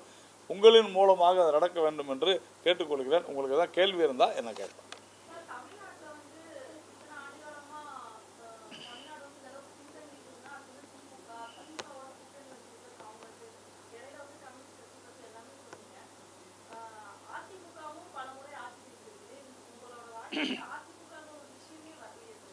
இல்லை, நான் சொல்கிறது என்றைக்குமே ஆளுங்கட்சி கடந்த 3 வருடங்களாக எப்படி இருக்குதுன்னு சொல்கிறேன். சாதாரணமாக எங்கள் எல்லாருக்குமே தெரியும். நீங்களும் டெய்லி இந்த கேமராலாம் எடுத்துக்கிட்டு ரோட்டில் தான் வரீங்க. எங்கன்னா ஒரு ரோடு இருக்குதா? ரோடே இல்லைங்க. சென்னையில் தமிழ்நாட்டில் ரோடே கிடையாது. 3 வருஷமாக ரோடு கூட போட முடியாத அளவிற்கு ஒரு துப்பற்ற ஆட்சியாக, வக்கில்லாத ஆட்சியாக இருக்கிறது. அப்போ நான் 5 வருஷத்துக்கு முன்னால் சொல்ல முடியுமா? நீங்கள் அதிமுகவும் காரணம்னு பல விஷயங்களை சொல்லலாம். இப்போ நீங்களே உங்களுடைய சொன்னீங்க தொழில் முன்னேற்றத்திற்குன்னு. தொழில் முன்னேற்றத்தில் இப்போ பாருங்கள், கிட்டத்தட்ட கடந்த ஒரு 3-4 வருடங்களாக தமிழகம் பின்தங்கி இருக்கிறது. நீங்கள் 2வது இடத்துல இருந்த தமிழகம் இன்றைக்கு 5வது இடத்துக்கு போயிருக்கிறதுங்க. காரணம் என்ன? இன்னும் இது 7வது 8வது போயிடும். நான் ஒரு 1000 பாயிண்டில் இருந்தபோது உத்தரப்பிரதேசம் 200 பாயிண்டில் இருந்துச்சு. அப்போ நான் 4வது இடத்துல நம்ம இருந்தோம் தமிழ்நாடு. இன்றைக்கி உத்தரப்பிரதேசம் 700வது பாயிண்ட்டுக்கு வந்துருச்சு. அப்போ என்ன அர்த்தம்? நாம் இன்னும் அதே 1000 இடத்துல இருக்கிறோம். நம்ம 1400க்கு போயிருக்கணுமா வேண்டாமான்றது தான் கேள்வி. நீங்கள் அதிமுக ஆட்சியில் குறைகள் இருந்தால், இதே டாஸ்மாக் அதிமுக ஆட்சியில் இருந்தது. அப்பயும் நாங்கள் எங்களுடைய கட்சியினுடைய நிர்வாகிகள், எங்களுடைய கட்சியினுடைய தலைவர்கள் போராட்டம் செய்தது போன்று டாஸ்மாக் எதிராக யாரும் போராட்டம் செய்தது இல்லை. எங்கள் மாநில தலைவர், முன்னாள் தலைவர் டாக்டர் தமிழிசை சவுந்தரராஜன் அவர்களாகட்டும், வானதி ஸ்ரீனிவாசன் அவர்களாகட்டும் அவ்வளவு போராட்டங்களை நாங்கள் செய்திருக்கிறோம். அப்போ பால் விலை உயர்ந்த போதும் கண்டித்தோம், இல்லை என்று மறுக்க முடியாது. அதனால் ஆக்கப்பூர்வமான எதிர்கட்சியாகத்தான் நாங்கள் அப்போதும் செயல்பட்டோம். ஆனால் இன்றைக்கு நடப்பது என்னன்னா, மக்கள் விரோத ஆட்சியாக நடந்து கொண்டிருக்கிறது. இன்னைக்கு இந்த 3 வருடங்கள் என்ன, அதுதான் நம்ம பார்த்துக்கிட்டு இருக்கோம். இன்னைக்கு ஏன் இந்த கச்சத்தீவு விவகாரம் இதெல்லாம் ஒரு பிரச்சனையா அப்படின்னு கேட்குறாங்க. கச்சத்தீவு விவகாரம் இதாங்க, இதெல்லாம் எல்லாருக்கும் ஒரு திமுகவினுடைய தலைவர் சிரிச்சுக்கிட்டே சொல்றாரு, இதெல்லாம் ஒரு பிரச்சனையா, இது எல்லாருக்கும் தெரிஞ்சது தானே அப்படின்றாரு. என்ன தெரியும்? நான் தான் திமுகவினுடைய ஆட்சி தான் இலங்கைக்கு கச்சத்தீவை விட்டுவிட்டது, நாங்கள் தான் அடகு வைத்தோம், மன்னிக்க வேண்டும் என்று கேட்பதை விட்டுவிட்டு கச்சத்தீவை மீட்டே தீருவோம்னு சொல்வதற்கு உங்களுக்கு வெட்கமாக இல்லையா? இதைத்தான் நம்ம கேட்கிறோம். அதிமுக தவறு செஞ்சாலும் உறுதியாக தட்டி கேட்போம், அதில் ஒன்றும் மாற்று கருத்தே கிடையாது. அதிமுக ஆட்சியிலும் நடந்த பல்வேறு தவறுகளை நாங்கள் சுட்டிக்காட்டி இருக்கிறோம். ஆனால் அவங்க தப்பு செஞ்சாங்க, நீங்க செய்வீங்களான்றது தான் நம்ம கேள்வியே. இன்னைக்கு என்ன நடக்குது? இப்போ நான் உதாரணத்துக்கு சொன்னேன், இந்த வடசென்னை அலகு 3 உடன்குடியில் நடக்குது. எத்தனை, கிட்டத்தட்ட 10,000 கோடி ரூபாய் திட்டம், வேலை நடக்க மாட்டேங்குது. யார் காரணம்? குந்தாவில் ஒரு பெரிய நீரேற்று மின் நிலையம், அங்கே வேலை நடக்க மாட்டேங்குது. யார் காரணம்? ஒரு சின்ன விஷயம், முடிவெடுக்க முடியாமல் திணறி கொண்டிருக்கிறது. எல்லா திட்டங்களுமே அவங்களுக்கு தெரியல, நிர்வாகம் தெரியவில்லை. அப்போ நான் திமுகவை சொல்லுவேனா, இல்லை அதிமுகவை நான் இப்போ சொல்லணுமா? இன்னைக்கு இந்த பொசிஷன் எதனால தமிழ்நாட்டில் இருக்குதுன்னு சொன்னால், முழுக்க முழுக்க நிர்வாக திறனற்ற ஒரு அரசாங்கம் செயல்பட்டு கொண்டிருக்கிறது. அதைத்தான் சொல்கிறோம். எல்லா வேலையும் நடந்துட்டு தான் இருந்துச்சு. ஆனால் இந்த 3 வருஷமாக தான் நிறைய பிரச்சனைகள் நடக்க மாட்டேங்குது. அப்போ திமுகவை குறை சொல்லி தானே தீரணும் சார். இல்லை, நான் சொன்னது நீங்கள் சரியாக புரிஞ்சுக்கல. தமிழ்நாடு பின்தங்கி இருக்கிறதுன்னு ஏன் சொல்கிறேன் அப்படின்னு சொன்னால், மற்ற மாநிலங்கள் நம்மை விட வேகமாக முன்னேறி கொண்டிருக்கிறது. புரிஞ்சுக்குங்க. நான் ஒரே இடத்துல நிற்கிறேன் சார், நீங்கள் ஓடி வந்துட்டீங்க முன்னாலேயே. ஒரு 500 கிலோமீட்டர் ரேஸில் 200 கிலோமீட்டர் வேகமாக வந்துட்டீங்க. நாம தான் வேகமாக வந்துட்டோமே, பின்னால் தான் எல்லோரும் வருவாங்க நினச்சிக்கிட்டு இருந்தா உங்கள் தவறு அது. மற்ற மாநிலங்கள் ஹரியானா கூட நம்மளோட முன்னாடி வேகமாக வந்துக்கிட்டு இருக்குது. உத்தரப்பிரதேசம் மிக வேகமாக சார் விஷயம் தான். 1 ரூபாய்க்கு 29 காசு கேட்குறாங்களே, என்ன காரணம்? இங்கே ஆட்டோமொபைல் இண்டஸ்ட்ரி ஒரு ஹுண்டாய் கார் இங்கே வாங்கினா உத்தரப்பிரதேசத்தில் இருக்கிறவங்க 2 லட்ச ரூபா வரி கட்டுறாங்க. 2 லட்சமோ 1 லட்சமோ உதாரணத்துக்கு சொல்கிறேன், வரி கட்டுறாங்க. ஆனால் அதே 10 லட்ச ரூபா பெருமானம் உள்ள விவசாய பொருட்களை உத்தரப்பிரதேசத்தில் வாங்கினா நாம் வரி கட்டுறது இல்லைங்க. அது வந்து விவசாய மாநிலம். அப்போ பகிர்ந்து தான் அளிப்பாங்க. இது சிஸ்டம், வரி விதிப்பு. இது வரி விதிப்பு முறை. அது தெரியாதவங்க முதலமைச்சர் நாற்காலியில் உட்காரக்கூடாது. ஒன்றுமே எதுனா ஒன்று சொல்லுங்க. அதுதான் கரெக்ட். நீங்கள் நல்ல கேள்வி. நீங்கள் தமிழ்நாடு அரசு என்ன செஞ்சிச்சுன்னு சொல்லுங்க. நீங்கள் தான் எதுவுமே வேணான்றீங்களே. டிஃபென்ஸ் காரிடார் கொண்டு வந்தால் வேணான்றீங்க, 8 வழிச்சாலையா வேணான்றீங்க. சார் நல்லா புரிஞ்சுங்க. முன்னேற்றம்னு சொன்னாக்க கட்டமைப்புன்னா என்ன? இன்னைக்கு சென்னை துறைமுகத்திலிருந்து மதுரை வாயிலுக்கு சாலை மத்திய அரசாங்கம் திட்டம் எவ்வளவு சொல்லுங்க, எவ்வளவு கொடுக்குறாங்க? 5800 கோடி திட்டம். அது யார் கையெழுத்து போட்டிருக்கிறது? முதலமைச்சர் கையெழுத்து போட்டிருக்கார் புரிந்துணர்வு ஒப்பந்தத்தில். 5800 கோடி திட்டம்னு. ஏன்? பறக்கும் சாலை, அதாவது பிரிட்ஜு. அதுக்கு எவ்வளோ பயங்கர, அது மொத்தம் எவ்வளோ கிலோமீட்டர்? 19 கிலோமீட்டர். 19 கிலோமீட்டருக்கு 5800 கோடி. ஊழல் பண்ணுறீங்களா அப்படின்னு நம்ம கேட்கலாம்ல. அதுதான் சொன்னார் டெல்லியில். 20 கிலோமீட்டருக்கு எப்படி வந்து 4500 கோடி? இதில் ஊழல். ஒரு கிலோமீட்டருக்கு வந்து 18 கோடி தானே. 360 கோடியில் முடிக்கிறதுக்கு பதிலாக 5500 கோடி கொடுக்குறீங்களா? அப்போ இங்கே மட்டும் ஏன் கொடுக்குறீங்க? எலிவேட்டட் காரிடார்னா அப்படி தான் சார் இருக்கும். நீங்கள் ஒத்துழைக்கிறீங்களா? இல்லையே. ஏதாவது ஒன்று ஒத்துழைக்கிறீங்களா சொல்லுங்கள். எதுக்குமே ஒத்துழைக்க மாட்டேங்கிறீங்களா? நான் சொன்னேன், உற்பத்தியே துவங்காத ஒரு இடத்த உற்பத்தி துவங்கி விட்டதுன்னு நியூஸ் நம்ம ஊடகங்களில் செய்தி வருது சார். உண்மையிலே வருத்தமாக இருக்குது எனக்கு. உண்மையிலே வருத்தமாக இருக்குது. ஊடகத்தில் செய்தி போடுறீங்க, முதலமைச்சர் ரிப்பன் கட் பண்ணுறாரு, திறக்கிறாரு. ஆனால் அங்கேருந்து ஒன்றுமே இல்லை. 1 மெகாவாட்டு கூட இது வரைக்கும் வரல. நான் பொய் சொல்ல போய் செக் பண்ணி பாருங்க. சிஓடி வரணும். என்னைக்கு துவங்குறாங்கன்றது எழுத்துப்பூர்வமாக கொடுக்கணும். இது வரைக்கும் கொடுக்கலங்க. நான் சேலஞ்ச் பண்ணுறேன். கொடுத்துட்டு தான் சொன்னாங்க. நான் சேலஞ்ச் பண்ணுறேங்க. நான் அரசியல் விட்டு போயிடலன்னா முதலமைச்சர் ராஜினாமா பண்ணுவாரா? நான் கேட்கிறேன். முதலமைச்சர் ராஜினாமா செய்ய சொல்லுங்க. அவர் போய் திறந்து 1 மாதம் ஆயிடுச்சு, இன்ன வரைக்கும் 1 யூனிட் மின்சாரம் வெளியே வரல. அப்போ எப்படி நாங்கள் கச்சத்தீவை அடகு வைத்தோமோ, கச்சத்தீவை விற்று விட்டோமோ, அப்படியே தான் இதுவும் சொல்லுங்க.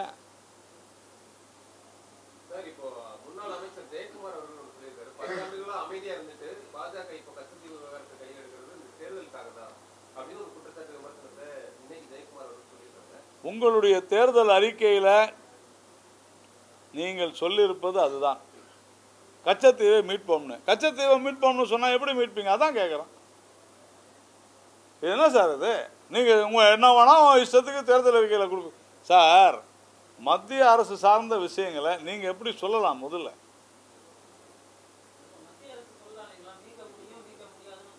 சார் நீங்கள் புரிஞ்சிக்க மாட்டேங்கிறீங்க.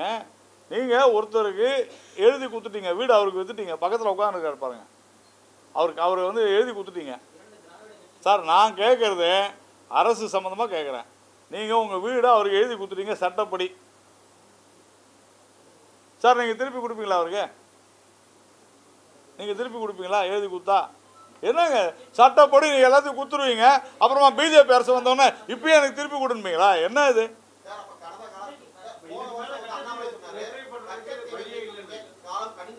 ஆமாம், அதற்கு உண்டான வழிமுறைகளை நாம் செய்வோம், பேசுவோம், சொல்லியிருக்கிறோம். இல்லை நீங்கள் தவறாக சொல்கிறீங்க. இல்லை நீங்கள் உரிமைகளை இழந்ததை பற்றிலாம் பேசலை. நீங்கள் உரிமைகளை விட்டுறது குறித்து பேசிக்கிட்டு இருக்கிறோம். அடகு வச்சதை பற்றி பேசுகிறோம். தாராளமாக சொல்லுமே. நாங்கள் சொல்லிக்கிட்டு தான் இருக்கிறோம். இன்னும் வரல சார். இதை பாருங்க, நான் சொல்கிறது தேர்தல் அறிக்கை வந்துருச்சா? பாஜக தேர்தல் அறிக்கை வந்துருச்சா? பார்த்தீங்களா நீங்கள்? தேர்தல் அறிக்கை வந்துருச்சா? அப்புறமா வந்த பிறகு சொல்லுங்க. நான் சொல்றேங்க, ஒரு நிமிஷம், ஒரு நிமிஷம். 10 ஆண்டுகளில் அதான் இன்னைக்கு ஜெய்சங்கருடைய பிரஸ் மீட் ஃபுல்லாக பார்த்தீங்களா சார்? சார் ஃபுல்லாக பார்த்தீங்களா சார்? நீங்கள் ஃபுல்லாக கேட்டீங்களா? கேட்டுட்டு சொல்லுங்கள். ஃபுல்லாக கேட்டுட்டு என்கிட்ட சொல்லுங்கள். தெளிவாக சொல்கிறோம். அதற்கு உண்டான முயற்சிகளில் நாங்கள் இறங்குவோம். நீங்கள் 50 வருஷத்துக்கு முன்னாலே எழுதி கொடுத்துருவீங்க. என்ன சார் நியாயம் அது? நீ ஏன் செய்யலைன்னு கேட்பீங்களா? ஆளுங்கட்சியாக இருக்கும்போது நீங்கள் செய்வீங்க, ஒரு தவறை செய்வீங்க, ஒரு ஃப்ராடு பண்ணுவீங்க. அப்புறம் நீங்களே அந்த ஃப்ராடை ஏன் சரி பண்ணுன்னு கேட்பீங்களா? இது நியாயமா? யாரை கேள்வி கேட்கணும்? இந்நேரம் முதலமைச்சர் ஸ்டாலினை, திமுகவை இந்நேரம் நீங்கள் கேள்வி கேட்டிருக்கணும். நேற்றுலேருந்து நான் பார்க்கல முதலமைச்சர்கிட்ட இது யாரும் பேசுனதா. எல்லா இடத்துக்கும் டூர் போய்கிட்டு இருக்கிறார். நான் ஊடகங்களை பார்த்து கேட்கிறேன். பிரதமர் பேசியிருக்கிறார், வெளியுறவுத்துறை அமைச்சர் பேசியிருக்கிறார், பாஜக மாநில தலைவர் அண்ணாமலை அவர்கள் பேசியிருக்கிறார். இந்த 3 பேர் இப்படி சொல்றாங்களே, துரோகம் பண்ணிடுச்சு திமுகன்ட்டு, நீங்க என்ன பதில் சொல்றீங்கன்னு எந்த ஊடகமும் தமிழ்நாட்டில் கேட்கல சார். நேற்று எந்த ஊடகத்திலும் விவாதம் கூட இல்லை இதை பத்தி. புரிஞ்சுங்க, இன்னைக்கு சூழ்நிலை அப்படித்தான் இருக்கு. பாஜகவை கேள்வி கேட்கிறீர்கள், வரவேற்கிறோம், பதில் சொல்கிறோம்.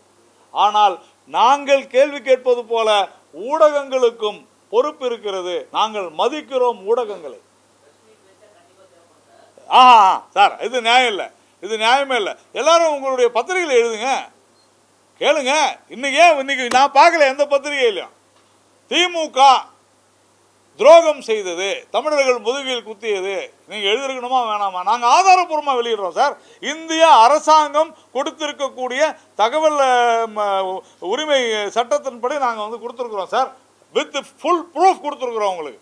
இதுவரையிலும் கச்சத்தீவு விவகாரத்தில் இப்படிப்பட்ட ஆதாரத்தோடு இந்திய அரசாங்கத்தினுடைய ஆவணங்கள் வெளிவந்தது இல்லை. ஆனால் இன்னைக்கு தமிழ்நாட்டினுடைய ஊடகங்களில் வரலன்றது தான் சார் ரொம்ப சோகமான உண்மை. நீங்கள் எனக்கு சொல்லுங்கள், நீங்கள் நியாயம். அவர் பிரஸ் மீட் வச்சாதான் கேட்பேன். சரி சார், நீங்கள் சொல்கிறத நம்புறேன். நீங்கள் சொல்கிறத நான் நம்புகிறேன்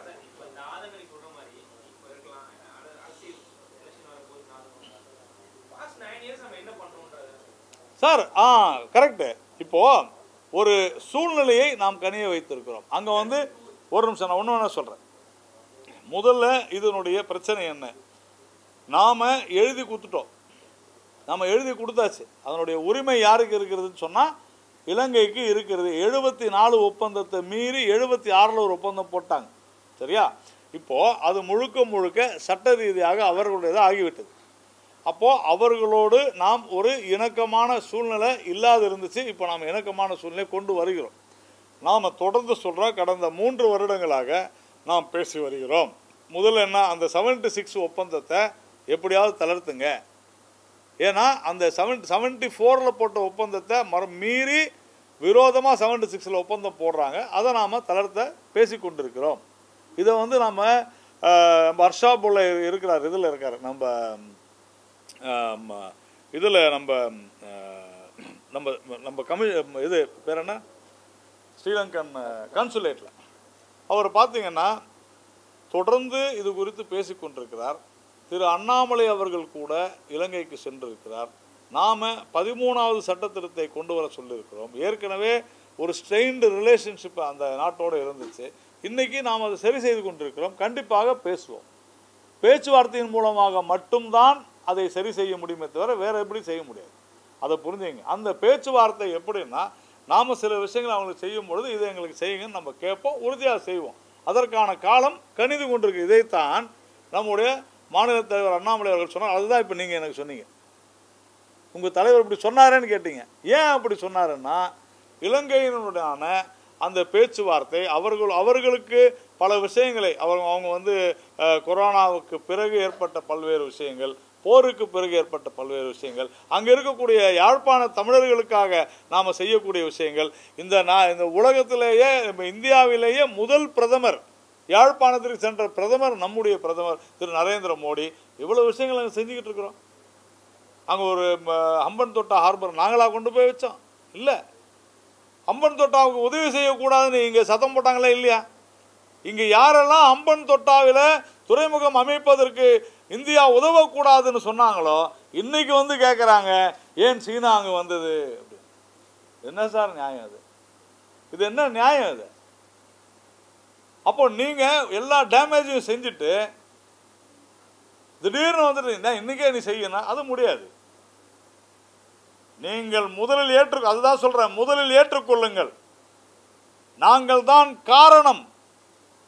இந்திய மீனவர்களுடைய, தமிழக மீனவர்களுடைய துயரங்களுக்கு காரணம் திமுகவும் காங்கிரசும் என்று நீங்கள் மன்னிப்பு கேளுங்கள். மண்டியிட்டு தமிழ்நாட்டு மக்களிடம் மன்னிப்பு கேளுங்கள். நாங்கள் என்ன செய்கிறோன்றதை நாங்கள் பார்த்துக்கிறோம், கண்டிப்பாக உங்கள்கிட்ட சொல்லுவோம். இப்பயும் அதான் சொல்லிடுறோம்.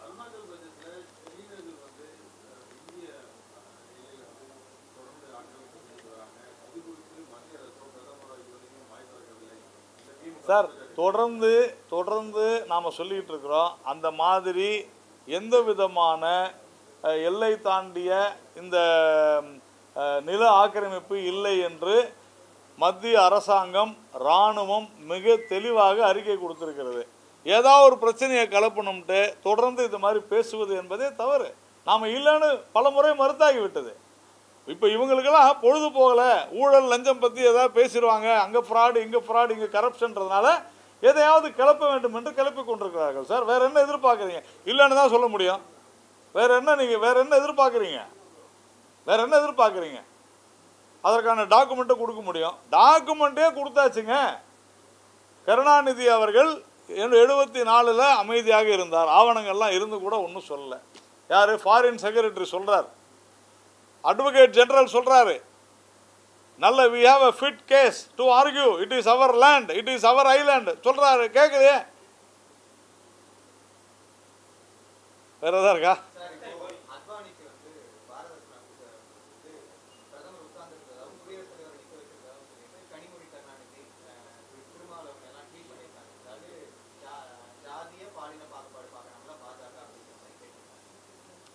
இதில் ஒரு வருத்தமான விஷயம் என்னன்னா, உங்களுக்கு எல்லாம் தெரியும், ஒரு 5 நிமிஷம் வீடியோவை அரை நிமிஷம் இல்லை 1 நிமிஷம் வீடியோவாக எடிட் பண்ணி போட்டிங்கன்னா நம்ம என்ன செய்ய முடியும்? அவங்க எழுந்து வரும்போதெல்லாம் எல்லோரும் எழுந்து இது ஒரு நான் என்ன சொல்கிறேன், கனிமொழியெல்லாம் அவங்க ஒரு பாராளுமன்ற உறுப்பினர். கொஞ்சமாவது நான் உண்மையிலேயே அது எப்படி நான் சொன்னால் அது தப்பாக, அதை வந்து தலைப்பு செய்தியாக போட்டுருவீங்க. நான் அதை வேணான்னு தான் நான் சொல்லாது இருக்கிறேன். கண்ணியமும் வேண்டும், கவனமும் வேண்டும்.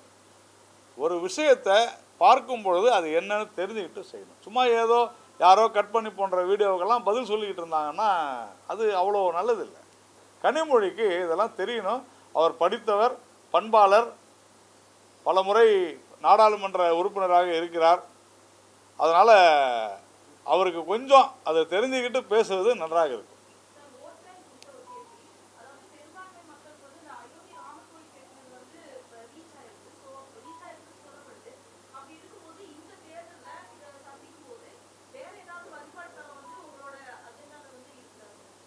இல்லை, நாம் பாரதிய ஜனதா கட்சியை பொறுத்தவரையில் சட்ட ரீதியாக ராமர் கோவில் அமைப்போம் என்று சொன்னோம். அதை நாம் முடித்துவிட்டோம்.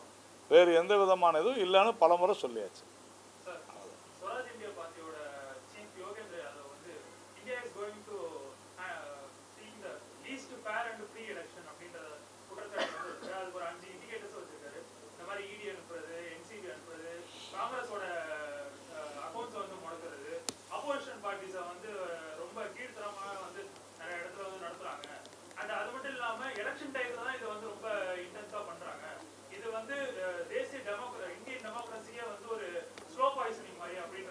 சார் இவங்களுக்கெல்லாம் என்னன்னா, நம்ம நாட்டில் வந்து 6 மாதத்துக்கு ஒரு முறை தேர்தல் வருது, சரிதானே? எங்கேயோ ஒரு இடத்துல தேர்தல் நடந்துகிட்டே இருக்கும். தேர்தலும் போது இடி போகக்கூடாது, தேர்தலும் போது இன்கம் டேக்ஸ் போகக்கூடாது, தேர்தலும் போது சிபிஐ போகக்கூடாதுன்னா எல்லாத்துக்கும் போட்டு லீவ் அனுப்பிச்சிடலாம். எதுவுமே வேணாம். இல்லை, எதுவுமே வேணான்றேன். எதுவுமே வேணாம். எவன் வேணா கொள்ளையடிக்கிட்டோம். யார் வேணாலும் சவுத்து குரூப் வச்சுக்கிட்டு பல கோடி ரூபாய் பாலிசி கொண்டு வரட்டும், மது கொள்கையை எடுத்துகிட்டு வரட்டும். யார் வேணுமானாலும் மணல் கொள்ளையை அள்ளட்டும். யாரும் எதுவும் கேட்கக்கூடாது. ஏன்னா என்ன மாதிரி உங்களை மாதிரி சாதாரணமானவங்க இப்படியே பேசிக்கிட்டு கேள்வி கேட்டு பதில் சொல்லிட்டு இருக்கணும். இன்னொருத்தன் வந்து கொள்ளையடிச்சுட்டு போகிறான்.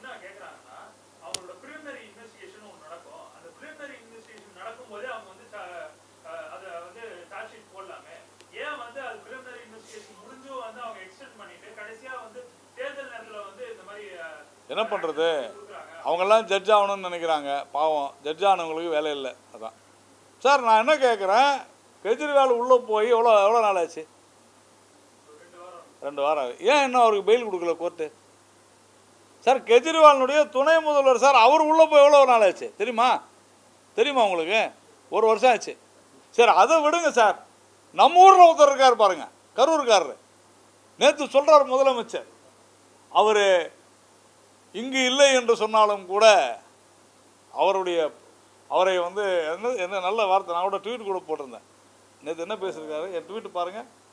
அவர் சொல்கிறார், அவரால் அவ்வளவு பலனா. என்ன பலன்? இதே ஸ்டாலின் சொன்னார் சார், அவர் ஒரு நில அபகரிப்பாளர், மோசடி பேர் வழி, ஆள்கடத்தல் பேர் வழியும் மோசடி செய்பவரையும் நிலக்கடத்தல் பண்றவரையும் அமைச்சராக்கி இன்னைக்கு அவர் ஜெயிலில் இருக்கும்போது அவரை புகழ்ந்து பேசக்கூடிய ஒரு பெரும் மனது படைத்தவர் நம்முடைய முதலமைச்சர். நான் என்ன கேட்குறேன், தமிழ்நாட்டில் இருக்கிற ஜட்ஜுங்க யோகேந்திர யாதவ்கிட்ட கேளுங்க, நீங்கள் அப்போ தமிழ்நாட்டில் இருக்கிற ஜட்ஜெல்லாம் மோசமா? எவ்வளோ மாதம் ஆச்சு செந்தில் பாலாஜி உள்ளே போய்? எவ்வளோ மாதம் ஆச்சு சார்? அவ்வளோதான் சார்.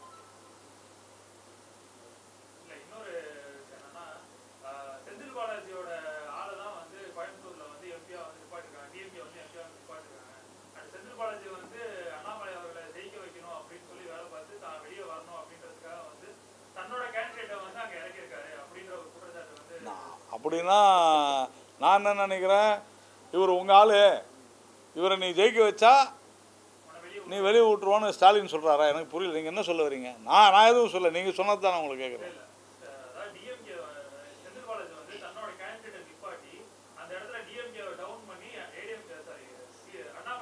சார் ஓ அண்ணாமலையை ஜெயிக்க வைக்கணும் இல்லை அப்படின்னு யார் சொல்கிறாங்க? அப்படின்னு யார் சொல்கிறாங்க? பொழுது போக நிறைய பேர் பேசுவாங்க. நாம் வந்து போட்டியில் இருக்கிறோம். நாம் எங்களுடைய மாநில தலைவர் அண்ணாமலை அவர்கள் பல லட்சக்கணக்கான வாக்குகள் வித்தியாசத்தில் வெற்றி பெறுவார் அப்படின்றது தான் நான் சொல்ல முடியும். இந்த மாதிரி யூகங்கள், ஜாலியான விஷயங்கள்லாம் நம்ம ஓகே.